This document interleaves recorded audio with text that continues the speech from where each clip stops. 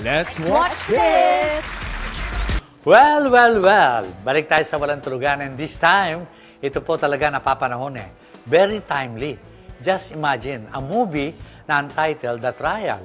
Ano bang usually napapanood natin ngayon? Puro trial. Ay, naku, pero ito na ibang istorya. Pampelikula. At kagugulatan na naman, and I'm sure, magiging box office hit na naman ito. Ano po, ha? So, narito po ang ating mga gwapo at mga magagandang artista para sa pelikulang The Trial. Unahin na natin, ano po, ha? Siyempre, ladies first, sabi nga ganyan, ano po, ha? At itinuturing ko rin isa sa mga anak-anakan ko sa industriya, Miss Gretchen Barreto.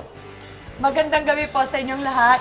Thank you, Kuya Germs, for having us here in Walang Tulugan. Magandang gabi po sa inyong lahat. Gusto ko na bumati.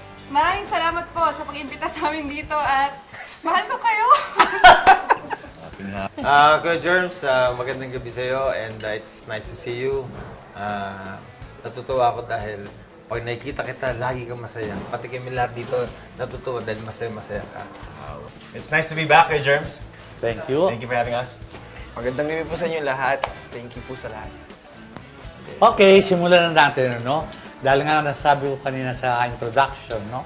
Very timely ang pelikula nyo na ang pamagat ay The Trial. And alam nyo rin, di ba? Di kaila sa inyo na marami tayong napapanood ngayon sa telebisyon na problema at mayroong mga trials. Ano? Pero, as I said, iba ang dating ng pelikula nito. Siyempre, may John Lloyd Cruz tayo. Huwag mo naman sabihin John At Lloyd saka- lang. Ikaw, At saka- Gretchen, hindi pa ako tapos. Richard Gomez, and Jesse Richard Angiola, Gomez. and Enrique Hill, di ba? Chito Ronyo. Okay. And Chito Ronyo. You're director. Director. Siyempre, importante yan. Kung baga sa barko, kapitan ng barko, ha? So, anong garantiya ngayon?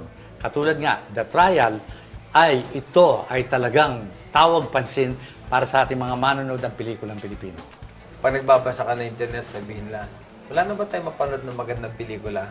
Puros magandang nagre-reklamo yung mga tao. So ngayon, nag-o-offer sila ng isang magandang pelikula, magandang script, maganda yung pinagsama-sama yung cast, magaling na director. So, Tsaka abangan ito lang. yata yung heaviest drama. No, it's, for it's a family drama. Oo. Masasakyan ba nila ang takbo ng istorya ng pelikula? Enrique? Oo naman. I mean, kaya nandito kami, the young crowd, the older crowd. So, I Anong think... older? Hindi naman ko siya! Excuse me, Younger. and not so young. Yeah. Okay, Jessie, ano?